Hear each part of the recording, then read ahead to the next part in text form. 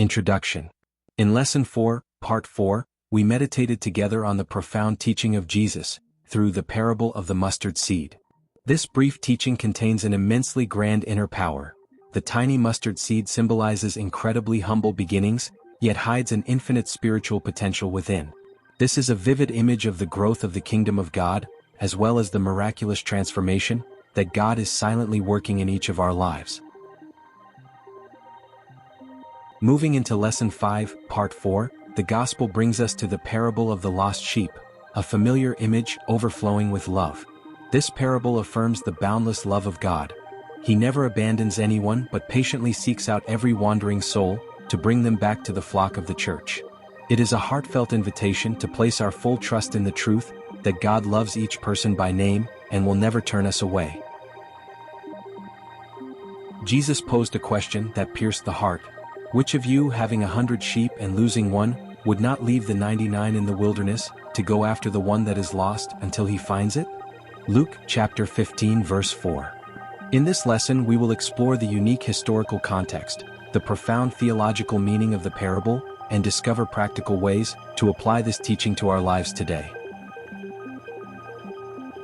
In the context of ancient Palestine, owning 100 sheep was not a sign of great wealth, but rather represented the average assets of an ordinary farming family. Yet each sheep carried vital importance for their daily survival, and the shepherd was deeply attached to every single life in the flock, knowing each one by name. Therefore, losing even a single sheep was a significant loss, not only economically but also emotionally. Many modern readers often misunderstand, thinking that the shepherd abandoned 99 sheep in a dangerous wilderness to chase after the one that was lost. In reality, ancient Palestine was completely different. The wilderness referred to vast hills, where flocks were commonly kept together. Shepherds usually worked in groups or had assistants, and upon discovering a missing sheep, he would entrust the 99 to his companions in a safe area, and then immediately set out to search for the lost sheep. The hills of Judea and Galilee in ancient times were filled with jagged cliffs, deep caves, and thick wild briars. A sheep, separated from the flock, would fall into panic, unable to defend itself or navigate its own way back. Unless the shepherd searched immediately, it could die of thirst, fall into a ravine, or become prey to wild animals such as wolves or hyenas. Seeking the lost sheep was truly a race against time, urgent, a matter of life and death, and driven by perfect love. When the shepherd finally found the sheep, after many hours or even days, it was often exhausted from hunger and fear, sometimes injured by rocks or trapped in thorns, unable to walk back to its flock. The shepherd did not scold or strike it, but gently bent down, lifted it up, and carried it on his shoulders to bring it home. Upon returning, he called his friends and neighbors to share in the joy, for in the communal culture of ancient Palestine, saving a life from the dangers of the wilderness was a momentous event, worthy of full celebration. The parable of the lost sheep was not told in a peaceful, serene setting, but arose from a deep, religious confrontation. The Gospel of Luke records that all the tax collectors and sinners were drawing near to Jesus to listen to him, because they found in him a welcoming embrace, unlike anything they had ever experienced anywhere else. This very attraction stirred criticism from the Pharisees and the scribes, setting the stage for a teaching both challenging and filled with love. Witnessing this scene, the Pharisees and the scribes began to criticize harshly, saying, "This man welcomes sinners and eats with them." From the Pharisaic religious perspective of that time, sharing a meal with sinners was seen as defiling the purity of a righteous person, an unacceptable compromise with evil. This resistance created a tense setting for dialogue, where Jesus used the parable of the lost sheep to reveal a new standard of love that transcends formal rules. In response to their proud and murmuring criticism, Jesus began with the question, "Which one of you?" drawing them into a parable full of surprise. By likening sinners to the lost sheep, he completely overturned the Pharisees' prejudice. Sinners were not to be rejected or punished, but seen as lives in panic, facing danger, and urgently needing to be sought after and rescued. Through this, he invited them to look with eyes of compassion, rather than harsh judgment. Through this response, Jesus revealed his core mission in coming into the world, God does not sit passively waiting for sinners to become perfect before receiving them. Rather, he actively goes out to seek them. The Pharisees prided themselves on being the 99 sheep secure within the chest of the law, yet they completely lacked the very heartbeat of a shepherd, the compassion for those who are lost and at risk of forfeiting eternal life. In summary, the Pharisees looked at sinners through the eyes of a judge, focused solely on condemning guilt, while Jesus looked at them through the eyes of a shepherd, deeply concerned for a lost life in urgent need of rescue. The profound theological meaning of the parable reveals the true face of God. He is the supreme good shepherd, who loves humanity, not as anonymous numbers in a flock, but with genuine and complete love. For him, no soul is too small, no life is without worth. He refuses to accept that anyone be abandoned. Instead, he actively seeks them out with his boundless mercy. The act of leaving 99 safe sheep to rescue one lost sheep expresses a sacred paradox about the incomparable value of each individual before God. The world may calculate and be willing to sacrifice a single small person for the benefit of the majority, but God does the complete opposite. He treasures every soul so deeply that he is willing to cross wilderness and mountains, pouring out the fullness of his grace, to find and bring back even one sinner who repents. Jesus' declaration of the overflowing joy in heaven, when a sinner repents, is the pinnacle of the message of mercy. This joy is not a denial of the merit of the 99 righteous souls, but the joy of a father welcoming a child back from death to life. The conversion of a single humble soul becomes a momentous event that illuminates the entire heavenly kingdom. The parable of the lost sheep affirms an unchanging truth. The kingdom of heaven is not a place of rigid judgmental laws or exclusion, but a kingdom of unconditional love, merciful forgiveness, and complete acceptance. No matter how far we may wander from the flock of righteousness or lose ourselves in the wilderness of sin, the kingdom of heaven always opens a way through the arms of the Good Shepherd, who earnestly calls us to let him carry us back to the source of eternal life. In conclusion, the world celebrates only when achieving grand accomplishments and impressive numbers. Yet, God holds a joyful feast in heaven, simply because one humble soul decides to return, proving that in the kingdom of heaven, the value of a repentant heart far surpasses all earthly achievements. To grasp the deeper meaning of the parable, we must contemplate the arduous journey of the shepherd facing the vast wilderness. When a sheep goes astray, the Good Shepherd does not sit idly waiting for it to find its way back, nor does he abandon it to fate.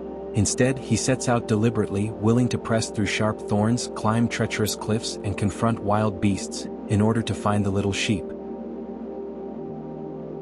This image is the complete revelation of a patient God who never grows weary in seeking the sinner.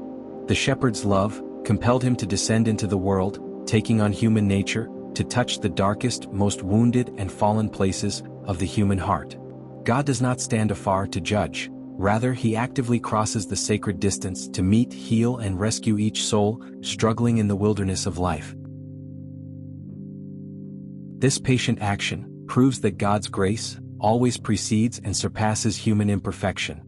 He does not wait for us to be worthy or to convert ourselves before granting salvation. Rather, it is the shepherd's persistent, unfailing love that becomes the divine power to soften hardened hearts and transform withered lives into a fruitful season directed toward eternal life. In the Christian perspective, the image of the lost sheep represents souls who have drifted away from God through sin, indifference, or being swept up by the illusions of the world. When someone leaves the flock of the church to pursue pastures of ambition, wealth, or selfish pleasures, they may think they are free. Yet in reality, their soul gradually falls into loneliness, disorientation, and is surrounded by the wild beasts of emptiness, anxiety, and despair in the wilderness of life. The inherent vulnerability of the sheep demonstrates a core truth of faith. Once we sever our communion with the vine, Jesus, our life branches can neither save themselves nor navigate their own way back to the source of eternal life. The lost sheep can only stand frozen in the darkness of the wilderness, crying out piteously in desperate panic. The only thing that can rescue it now is not its own effort, but complete dependence on the appearance of the shepherd who thoroughly perceives the soul's hidden cry for help. The teaching of Jesus leaves us with a boundless, comforting spiritual promise. No matter how far we have wandered or how dark our mistakes may be, we are never erased from God's memory of love. The wounds of sin or the mud of defilement do not diminish our priceless value in the eyes of the shepherd. He loves us even while we are still lost and always patiently waits to bear us upon his merciful shoulders. The explosive pinnacle of the parable of the lost sheep lies in the revelation of the overflowing joy in heaven. Jesus declared, "There will be more rejoicing in heaven over one sinner who repents than over 99 righteous persons who do not need to repent." Luke chapter 15 verse 7. This declaration completely reverses the flattening mindset or performance-driven attitude of the world, proving that for God, rescuing a single spiritual life from the jaws of death is an event of the absolute highest magnitude. This magnificent rejoicing is not a dismissal of the faithfulness of the 99 sheep remaining safely within the flock, but rather the ecstatic joy of a father recovering a child thought to be dead, welcoming back a life branch, once presumed withered, now reawakened by the life-giving sap of the resurrection. When a sinner courageously turns toward conversion, the entire heavenly host instantly opens a triumphant celebration. Each of our silent prayers of repentance on earth creates a wave of sacred happiness that stirs the halls of heaven. Through this, Jesus leaves an incredibly profound pastoral message. The church must possess the very heartbeat of the shepherd, knowing how to be moved and to rejoice over the return of the fallen, instead of standing at a distance to judge or exclude. This spiritual joy earnestly invites us to cast aside proud prejudices, and together with the Lord open our arms wide to welcome our brothers and sisters, transforming every community of faith into fertile soil that nurtures the hope of eternal life. The home is the first place that reflects the shepherd's love of God, requiring patience and unconditional mercy. When a member goes astray or falls, instead of rejecting them, we are called to receive them with persevering love. Not abandoning anyone in their weakest moment is sowing grace, supporting one another toward salvation.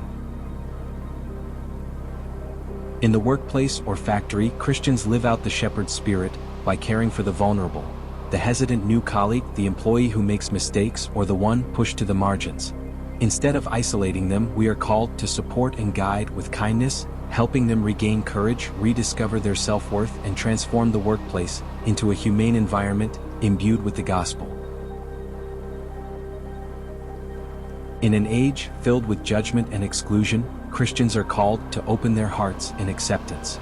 Setting aside prejudice to support the fallen or extending a hand to the marginalized is the very act of carrying the lost sheep on our shoulders. By choosing gentleness instead of indifference, we turn ordinary life into a lighthouse, shining forth the love and mercy of Jesus.